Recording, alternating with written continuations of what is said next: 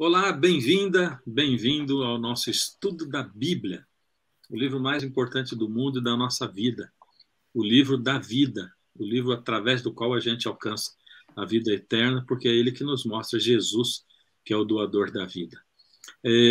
Nós estamos estudando, como sempre, através da lição da Escola Sabatina, estamos na segunda lição do trimestre, Provados pelo Fogo. Provados pelo Fogo, um assunto muito, muito importante para a vida da gente. Já estudamos a primeira lição com esse grupo de amigos e quero apresentar de novo para vocês o grupo aqui comigo, Josué, bem-vindo, Hélio, Erlo e Dermival, e esse grupo de amigos, né? Nos tornamos amigos inseparáveis aí no decorrer dos anos. E a gente tem o prazer de estar aqui apresentando ou estudando a Bíblia junto com você. Não esquece de colocar também seu comentário, seu estudo, para que a gente seja enriquecido no estudo dessa lição. Para a gente começar... Quem são esses, Fernandinho? Quem são esses, Fernandinho? Quem são, Hélio? Quem são? São os arautos do rei, 15ª formação, a única formação em que todos são pastores. Junto com o nosso orador, pastor Hélio Carnassale. Isso, o orador aqui. Então, é uma alegria mesmo. Estava pensando, nosso último ano juntos, estamos completando 30 anos agora, né? Foi em 92. Sim. Finalzinho de 92, depois Erlo e eu saímos, vocês três ficaram e assim a vida seguiu. Mas vamos lá, com alegria. Interessante, o pastor Hélio, que esse grupo gravou um CD, né? O Em Nome de Jesus. E foi o primeiro CD, o primeiro álbum no formato CD da Voz da Profecia, e não sei, em termos de música gospel evangélica, não sei que ranking ele teria, mas certamente um dos primeiros também nesse universo aí. E printado nos Estados Unidos, viu? Porque aqui não tinha espaço para a gente imprimir. Outras épocas, outros tempos. Gente, nós vamos começar com a lição. Eu vou pedir, por favor, para o pastor Dermival orar com a gente, para nós darmos início ao estudo. Senhor, nosso Pai, nós te agradecemos o privilégio de estudarmos tua palavra. Estamos aqui com uma lição da Escola Sabatina, e este é um assunto, talvez o mais difícil, o mais enigmático em nossa vida, o assunto do sofrimento.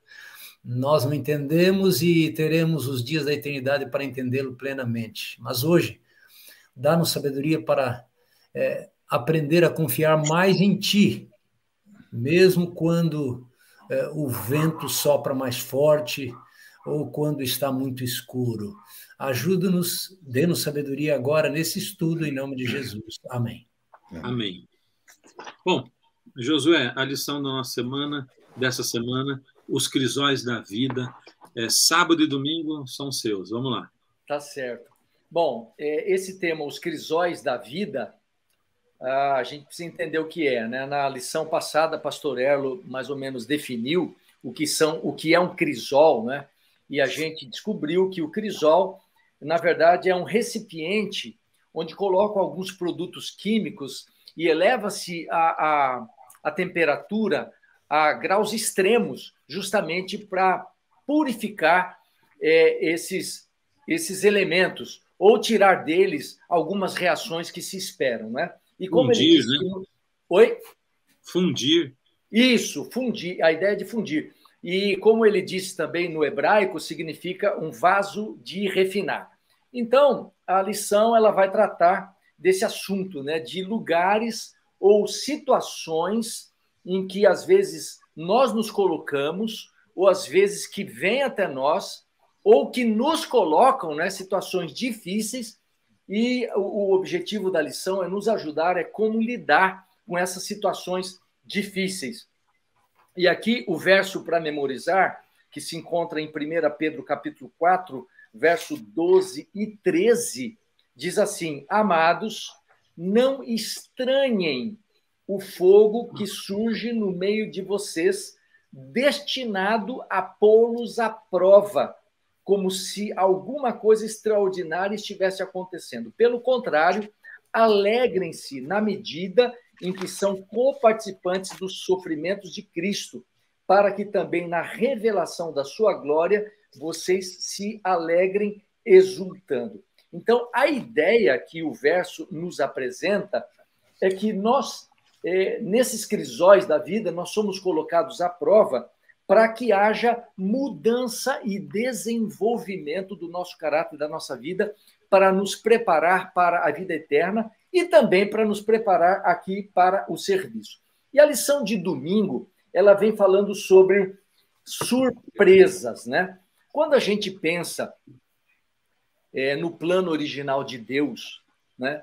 Deus fez o homem e o colocou nesse mundo perfeito, e a ideia de Deus é que a vida do homem fosse perfeita, completamente alegre, completamente envolvida de amor e graça, de luz, mas, infelizmente, entrou o pecado no mundo.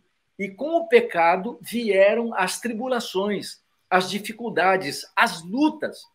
Então, quando a gente olha para os crisóis e os momentos difíceis, os tempos de fogo que Pedro apresenta aqui, a gente entende que isso é comum, mas não é o normal dentro da ótica daquilo para o qual nós fomos criados, né? Então, hoje é comum, né? Mas não é normal, porque o normal dentro da ideia de Deus é que nada disso tivesse sobre nós. Agora, é interessante que nós estamos vivendo uma realidade, e a lição da Escola Sabatina e a própria Bíblia, né, diz que essa realidade é uma realidade temporária.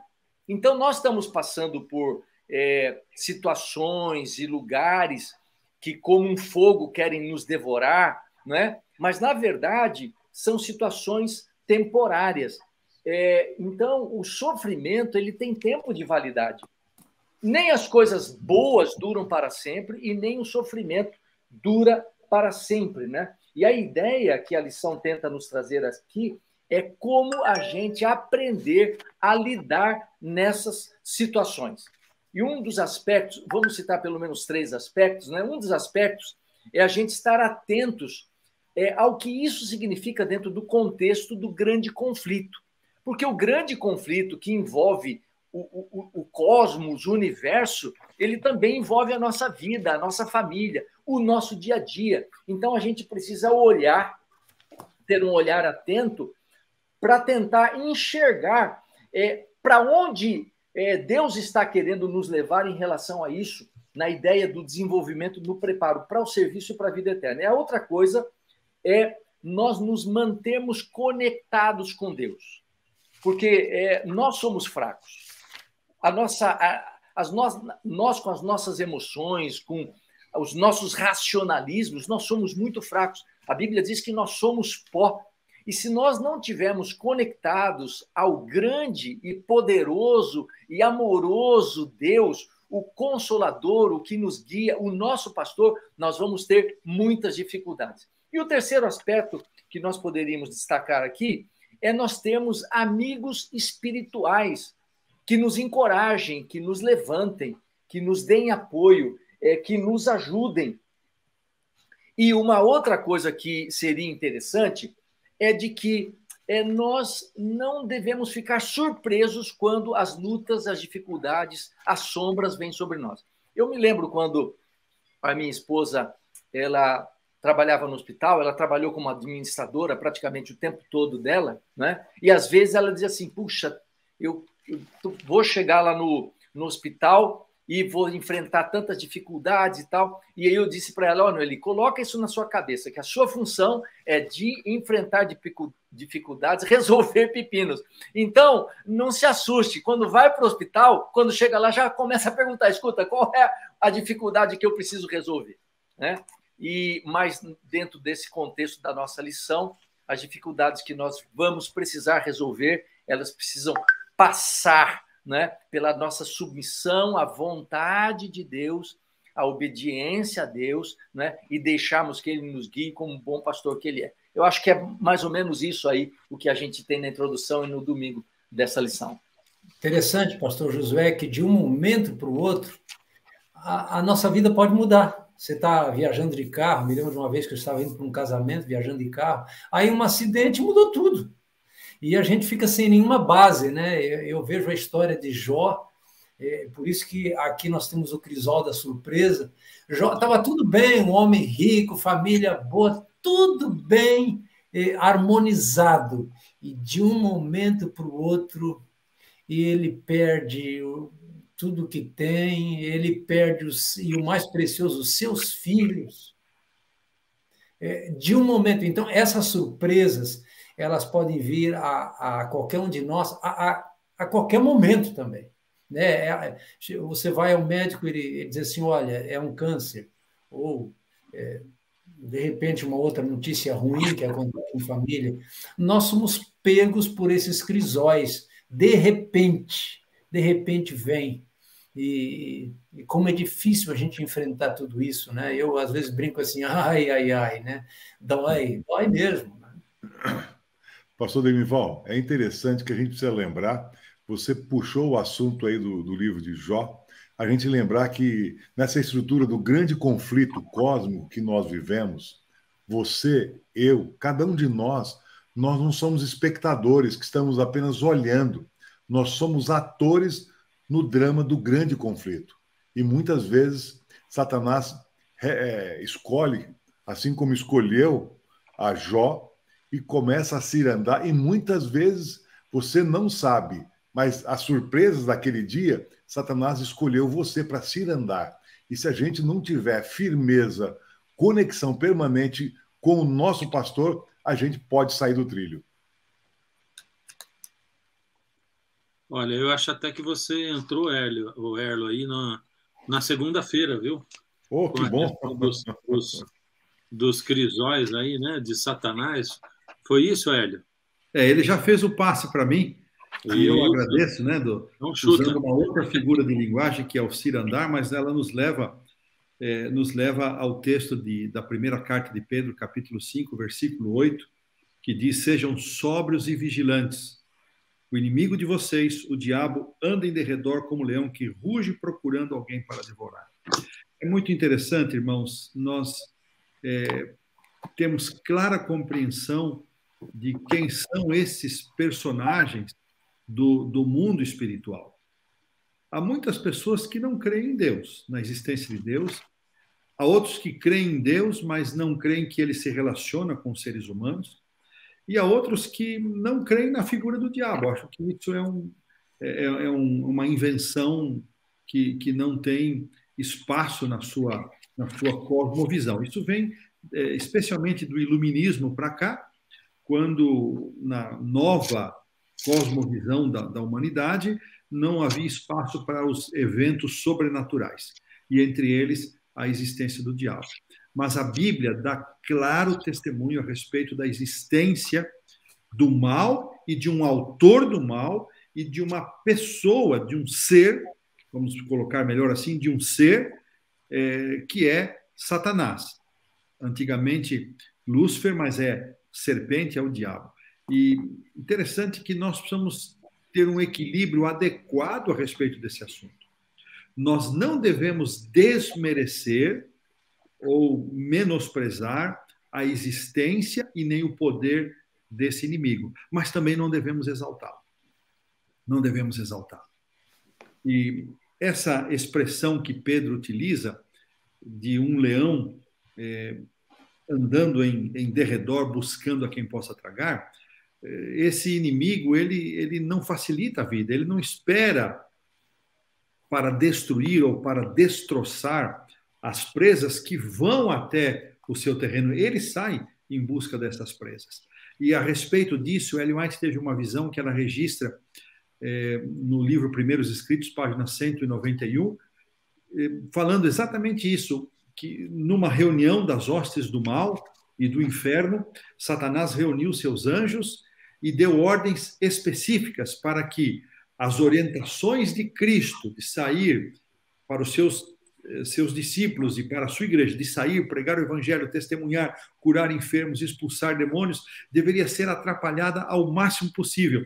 E há uma expressão interessante que diz assim: então os anjos de Satanás saíram como leões a rugir, procurando destruir os seguidores de Jesus. Não é um inimigo passivo, é um inimigo ativo. E a sua função é destruir os seguidores de Jesus e impedir que as pessoas cheguem ao conhecimento da salvação, porque ele é um inimigo derrotado. Ele é um inimigo condenado à morte eterna, e ele quer arrastar com ele não só um terço, como arrastou dos anjos, mas a maior parte possível das pessoas. Outro aspecto muito interessante nesse texto é que ele vem logo depois, obviamente o 8 vem depois do 7, né? Mas o verso que diz que nós devemos lançar sobre ele toda a nossa ansiedade. E nós somos ansiosos e fracos por natureza. E para lutar ou para fazer frente a esse leão, nós não temos forças em nós mesmos. Então, nos valemos das promessas de Deus, da confiança que Deus nos dá de que essa luta é do Senhor. E a vitória de Cristo, ela nos pertence. Só Cristo seria capaz de vencer a Satanás. Nós não temos condições de vencer nenhum dos seus anjos, muito menos a Satanás. E não devemos ousar enfrentar o inimigo. A nossa ousadia deve ser entrar no trono, entrar no santuário celestial e estar perto de Cristo e buscar a sua graça e o seu poder. Interessante que nesse universo nós estamos vendo na segunda-feira a fonte, o crisol de Satanás. Então, Satanás, irmãos, é o autor, conforme nós vamos ver aqui, é dele que vem a maioria é dele que vem toda desgraça, todo mal, todo pecado, toda doença, vem de Satanás. E uma das suas estratégias é produzir esse mal e então obliterar, confundir na mente dos filhos de Deus o caráter puro e perfeito de Deus. E uma das missões de Cristo estava demonstrar de fato quem é Satanás e mostrar quem de fato é Deus. E Deus tem uma promessa aqui no verso 10 desse mesmo capítulo, eu vou ler rapidamente. Ora, o Deus de toda graça, que em Cristo vos chamou à sua eterna glória, depois de ter sofrido por um pouco. Ninguém vai sofrer mais do que uma vida, se tanto é esta vida, é um pouco nessa vida. Também, um pouco, ele mesmo. E aí ele faz 4 promessas. Ele há de vos aperfeiçoar, firmar, fortificar e fundamentar. Aperfeiçoar tem o sentido de pôr em ordem, de organizar, de equipar para a luta completamente. O sentido de firmar é uma confirmação. Então, fico imaginando, Deus nos equipa nessa... Ele supre o que nós necessitamos para viver a fé. Ele nos confirma, ele nos firma, ou seja, ele confirma. Ele nos chamou e ele confirma esse chamado. Ele também promete fortificar, ou seja, ele se coloca como a fonte de toda força. É ele quem nos dará força ao longo do caminho, mesmo até os jovens que exaustos caem lá, Isaías 39, ele dá força, ele garante a força para a gente continuar, e ele há de fundamentar, ele há de lançar os alicerces, vai pôr os alicerces. Essa é a promessa que ele faz para nós lidarmos e nos equipar com essa caminhada. Interessante que nesse contexto de para quem nós vamos olhar, há muitas pessoas que se entregam na desgraça, se entregam põem a sua atenção nas coisas ruins da vida. E nós temos aqui de Ellen White, no Desejado de Todas as Nações, a seguinte promessa: é verdade que Satanás é um ser muito forte, mas pela graça de Deus temos um poderoso Salvador que o expulsou do céu, expulsou o maligno. Satanás se alegra, olha que interessante, quando engrandecemos sua força. Por que então não falar em Jesus? Ela faz a pergunta e ela responde. E ela continua perguntando: por que não exaltar seu poder e amor? Então, queridos irmãos, se você está atravessando um momento difícil, se você está sentindo os rugidos desse leão miserável rugindo ao seu redor, querendo tragar você está a ponto de não suportar mais, olhe para Jesus, não engrandeça, reconheça, é um inimigo, ele existe, ele é real, ele tem força, mas o nosso Senhor é muito maior, ele o expulsou do céu e ele nos dará força, e ele nos fortalecerá, nos fortificará, nos confirmará, nos aperfeiçoará e nos conduzirá até o local do nosso destino, até a casa do Pai. Amém, amém. Nós podemos partir para terça-feira, temos o Dermival. Dermival, isso. Comenta conosco aqui, que os anjos do pecado. Interessante como esse começo de lição é tão didático, né? Ele fala de crisóis, o crisol da surpresa, alguma coisa que de repente vem e vira a nossa vida de ponta cabeça. Aí você tem também aí o crisol, onde nós temos Satanás como o principal agente, né? É incrível, mas é isso mesmo, ele quer nos destruir, como falou o pastor Hélio. E agora nós temos um outro crisol, que é o crisol do pecado. Logicamente, desde que o homem fez a sua escolha, triste escolha, né? Escolheu não confiar em Deus e aceitar a sugestão do inimigo, nós nos tornamos seres fragilizados agora com tendências para fazer o que é errado. Antes, digamos assim, os nossos sentimentos, nossos impulsos estavam sob o guarda-chuva da razão, né? Da direção divina. Agora, depois que o pecado entra, nossos impulsos, nossos sentimentos, às vezes, se sobrepõem à nossa razão e à orientação divina. Como diz Paulo, aquilo que queremos, nós não conseguimos, nós não fazemos. Nós queremos fazer o bem, fazemos o mal. Então, o pecado agora torna-se um agente, e Deus, de alguma forma, utiliza o pecado como um agente de purificação em nossa vida. O pecado é terrível, né? E a gente lê aqui em Romanos, capítulo 1, 18 até 32, nós temos aí tantos pecados, vícios, coisas terríveis que tomam conta do ser humano, e esse ser humano não tem prazer em servir a Deus, mas busca o prazer longe de Deus. É o pecado, que tem resultado doloroso. E aí nós temos a lei da semeadura e da colheita, das causas e consequências, né? Aquilo que o homem semeia vai ceifar. Então, o pecado nos leva a isso. E nós sofremos por causa do pecado. E nós temos aqui este crisol do pecado nos afundando, né? Os vícios. Com o pecado, nós temos os vícios. Aí a ciência diz os addicts, né? Tem o viciado em sexo, o viciado em comida, e assim, os mais variados vícios, né? Estão aí ameaçando a integridade de um ser humano. E existe uma lei, a chamada lei dos retornos, eu anotei aqui, retornos decrescentes, né? Retornos decrescentes. Aí você quer mais alegria, quer mais prazer e se afunda mais ainda no pecado. É isso que acontece conosco neste mundo de pecados. Se nós e quanto mais nós seguimos nesse caminho, pior é, mais iremos sofrer, né? Parece-nos que Deus não tem o melhor para nós. A nossa natureza nos atrai para o outro lado. E aí vem o sofrimento, exatamente aquele que Deus usa como um instrumento para nos atrair de volta para Ele. Surge agora na lição uma frase interessante, que a ira de Deus se revela do céu contra toda impiedade e injustiça dos seres humanos, que por meio de sua injustiça suprimem a verdade. A ira de Deus, quer dizer, aparece-nos aqui que Deus agora vai descarregar sua raiva, né, sobre os seres humanos. E essa expressão ira, os estudiosos dizem que isso é uma antropopatia. A antropopatia, o que é? Atribuir um sentimento, né, um impulso do ser humano, atribuir isso a Deus, né? Deus se ira. Na verdade, essa ira de Deus é a manifestação de sua justiça, e a gente entendeu na lição de terça-feira, a gente está entendendo que Deus permite. Essa ira de Deus, na verdade, é uma permissão para que nós experimentemos as consequências do pecado em que estamos envolvidos. Deus permite que isso aconteça, porque nós escolhemos o pecado, nós escolhemos nos meter em encrenca, fomos nós. E Deus está bom, eu vou respeitar a tua liberdade, a tua escolha. Então, a gente se afunda.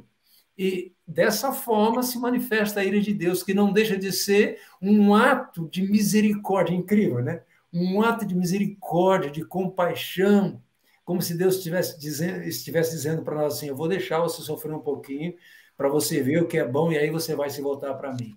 Porque, na verdade, o tempo todo Deus está apelando, volte-se para mim. E Deus é rico em perdoar, né? Como diz o pastor Erlo, citando aí o pastor Rabelo, volte-se para Deus, ele é rico em perdoar. Então, nós voltamos para ele. E quantas vezes, agora, falando para a gente que é da igreja, né?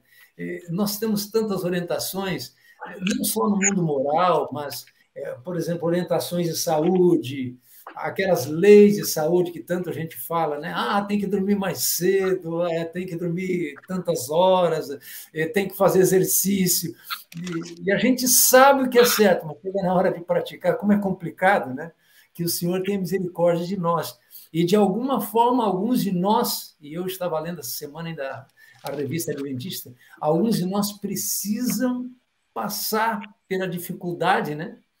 Muitos de nós somos assim, a gente é frágil e acaba esquecendo de tirar tempo para cuidar da saúde, e aí precisa tirar muito tempo para depois tomar remédio, fazer fisioterapias, outras coisas mais, né?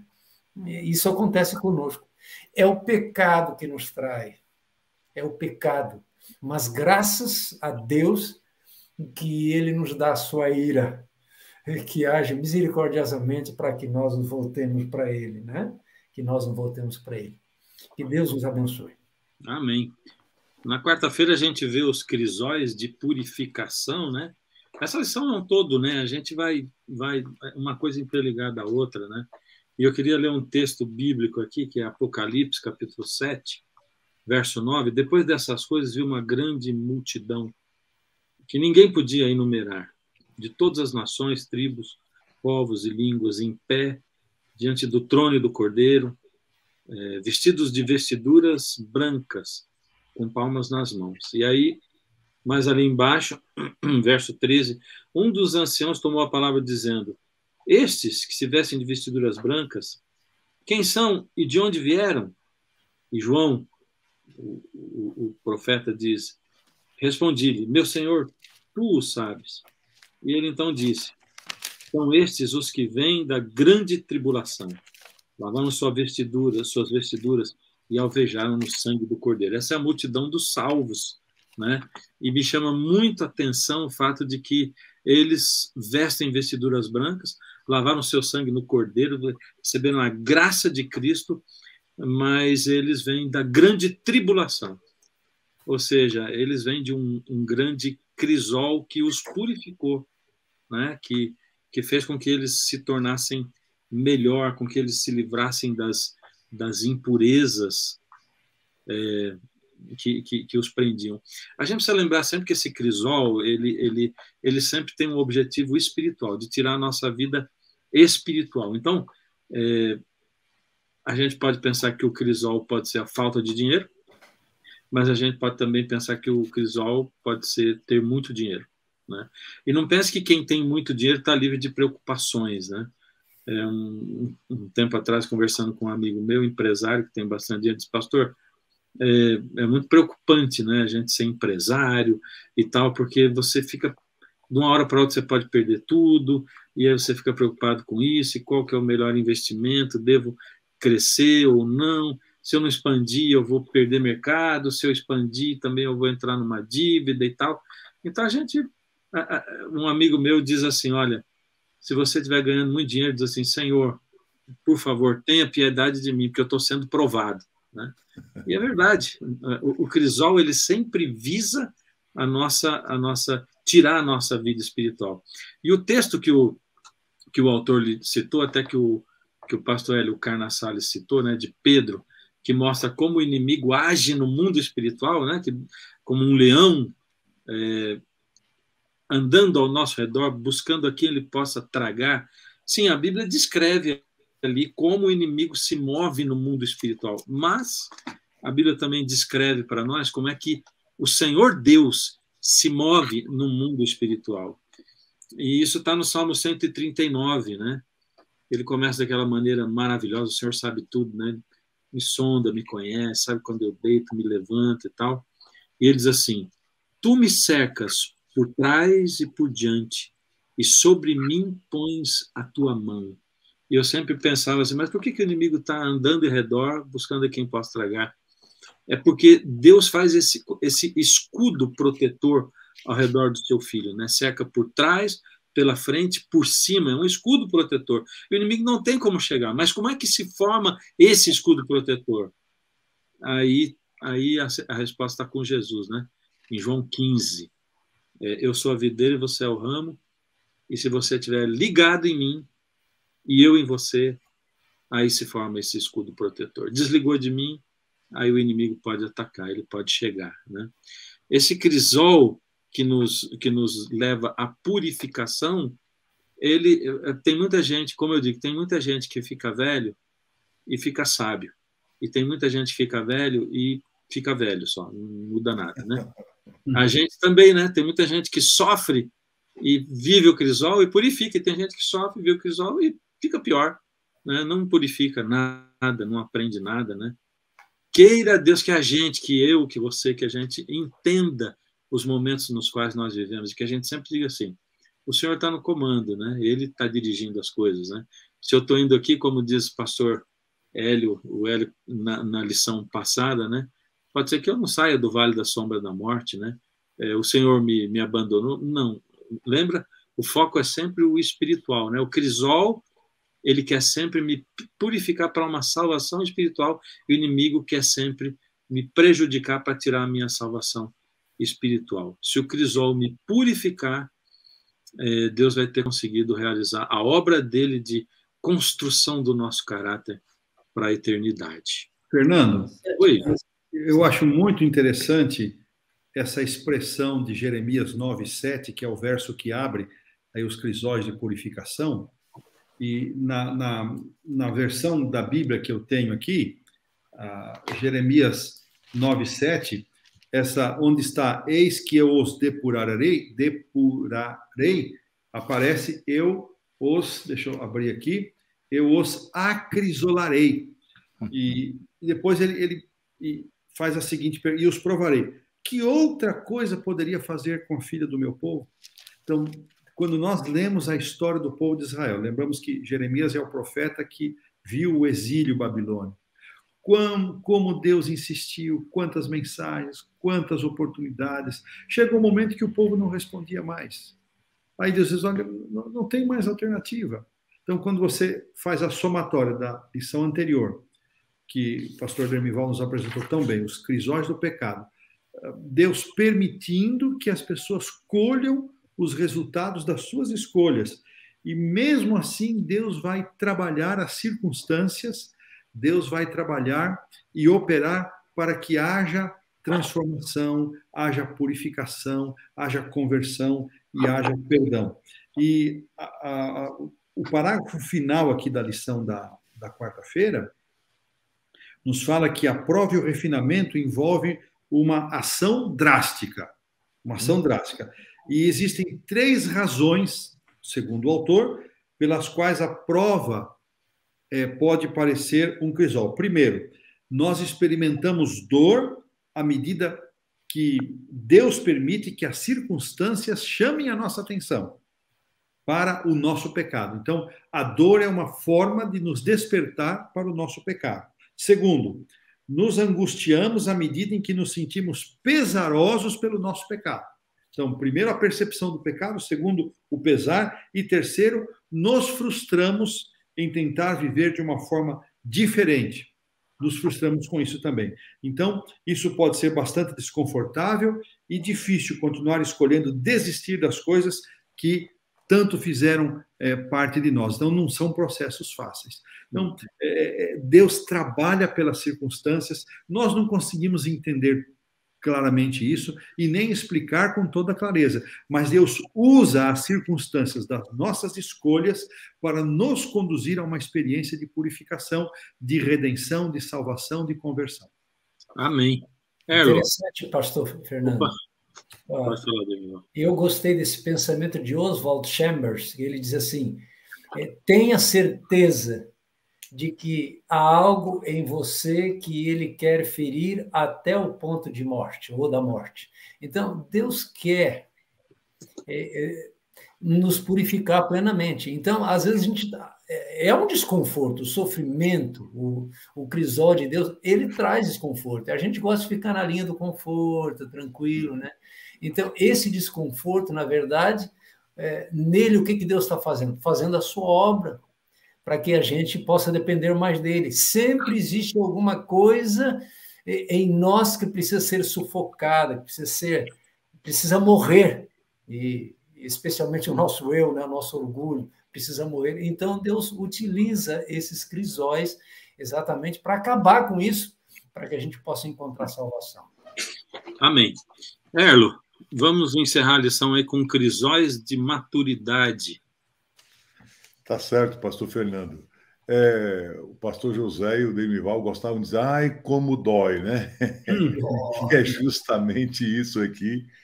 Como a gente vai nesse crescendo desde o início, esses crisóis da vida, a gente tem a surpresa, Satanás, pecado, agora a purificação, e o pastor Carnassari falou muito bem, é uma questão drástica, uma ação drástica que a gente não compreende, não vai entender, mas precisamos entender que isso Deus permite para o nosso bem e para a nossa salvação. E aí entra o contexto justamente da gente compreender isso, tentar compreender isso com maturidade. Não tem nada melhor do que a maturidade. Diz alguém que maturidade é o segredo da eterna juventude, pastor Fernando. Tem um autor que diz isso, né? Então, na realidade, como ter essa maturidade? Nem sempre a gente tem essa maturidade. E tem um texto de Paulo aqui, na segunda carta aos Coríntios 12, versículo 7, diz: e para que não me exaltasse pelas excelências da revelação, foi-me dado um espinho na carne, a saber, um mensageiro de Satanás, para me esbofetear, a fim de não me exaltar. Ou seja, as provas aqui foram difíceis. A gente pensa, mas Paulo não era um homem de fé? Não era um homem que foi preparado e depois se converteu? Mas ele tinha também um espinho na carne. E aqui a introdução da lição de quinta fala justamente isso. Qual a diferença de corte e poda? O pastor Fernando citou agora há pouco o capítulo 15 de João, que Deus chama para a gente ficar grudado nele. Mas se a gente não der fruto, o que ele faz? Corta. Se não der fruto e não aceitar a poda, então vai cortar e ser lançado fora. Mas ele repreende a todos quanto ama. Aqui, Bruce Wilkinson, ele escreve: você está orando pelas bênçãos superabundantes de Deus? Está suplicando que ele o torne parecido com o Filho de Deus? Então se prepare, vai ser poda. Você vai passar por sofrimento, porque isso não é uma tarefa simples e Deus vai prepará-lo. Deus vai moldá-lo para que você não seja moldado pelo mundo, como Paulo, no capítulo 12 de Romanos, faz aí uma advertência para todos nós. Agora, o que você acha que é o espinho na carne? A lição aqui apresenta 3 possibilidades. O espinho na carne pode ser os constantes inimigos espirituais que Paulo enfrentava, talvez uma dificuldade na sua fala. Existe mais um grupo de teólogos que são mais unânimes em dizer que talvez fosse uma limitação na sua visão. Agora, por que vocês acham que uma pessoa tão importante, que escreveu 2/3 aí do Novo Testamento, precisava de ter esses espinhos, essas dificuldades? Ali, o ponto 8 diz que era para protegê-lo do pecado. Mas uma pessoa tão madura como Paulo precisava daquilo? Quem sou eu para dizer, né? Deus é que sabe exatamente o que você e eu precisamos. E muitas vezes você olha a vida de outra pessoa e não consegue compreender. Mas saiba que o eterno Deus, arquiteto de todas as coisas, está moldando essa pessoa e preparando essa pessoa para o lar eterno. Então, não pode desistir, nós não devemos desistir, mesmo que nós não compreendamos assim a profundidade do sofrimento, como Jó não compreendeu aquele motivo, a gente sabe que Deus faz todas as coisas para salvar. Ele não quer que ninguém se perca, senão que todos cheguem ao pleno arrependimento. Se você e eu estamos lamentando, e como diz o pastor Fernando, você pode amadurecer, chegar a uma idade avançada, ou você pode simplesmente envelhecer. De que maneira? Depende da sua percepção espiritual. E os crisóis da vida mostram e determinam que tipo de cristão você vai ser. Se aquele que foi batizado no suco de limão, que vive reclamando, ou aquele que, a despeito da não compreensão clara do que está se passando, ele está seguro nas mãos do Eterno, sabendo que todas as coisas contribuem para o bem. E eu espero sinceramente, meu querido irmão, que você seja sábio, que você ouça a voz de Deus em estéreo e se prepare, que se você está passando pelo fogo, pode ter certeza que ele está preocupado com algum pecado, alguma coisa, ele quer purificar você para o lar eterno, não para essa vida, mas para o lar eterno. E eu espero que você consiga perceber essa sabedoria divina, esse amor divino, não castigando, mas preparando você para ser moldado, para estar preparado, para estar com Cristo muito em breve nas nuvens dos céus. Amém. Amém. Fernando, pois não. A pergunta 8 aqui da lição de quinta, ela é intrigante, né? Ela diz assim: o que Paulo quer dizer que foi-me dado? Quem deu a ele o espinho? Então, o texto, ele é autoexplicativo. Foi-me dado um espinho na carne, a saber, um mensageiro de quem? De Satanás. Aí está a fonte. Agora, como é que Paulo reagiu a esse espinho? Ele insistiu com Deus para que ele fosse tirado o espinho. Qual foi a resposta de Deus? A minha graça. A minha graça te basta. Então, Deus permitiu que esse mensageiro de Satanás instalasse um espinho na carne de Paulo, e as possibilidades, o pastor Elo já comentou do que poderia ser esse espinho, mas nós sabemos, então, de quem vem todo o mal, só vem de uma fonte, não tem mal que venha de Deus, né? Assim como não tem bem nenhum que venha de Satanás. Agora, a lição em comentário a essa pergunta 8 diz assim: não foi por causa de um pecado específico, mas para ajudar Paulo a evitar o pecado, e ele mesmo diz qual era o pecado da exaltação, devido à grandeza de Paulo na história do Evangelho. Então, nós devemos olhar para esta graça de Cristo que nos basta. Essa graça de Cristo, ela é suficiente para nos ajudar a suportar um espinho, e Deus usará esse espinho na carne para nos aperfeiçoar, para nos amadurecer e para evitar que venhamos a cair em algum trilho, algum buraco errado dessa vida, algum tropeço indevido, para que sejamos preservados para a eternidade. Amém. Bom, amigos, nós vamos terminar a nossa lição. Vou pedir para o pastor Josué orar conosco. Quero agradecer vocês, né, por participarem de mais essa lição. Lembrar o pessoal que na próxima lição nós estamos juntos de novo, a lição número 3, esse mesmo grupo, tá? E Josué, pode orar conosco, por favor?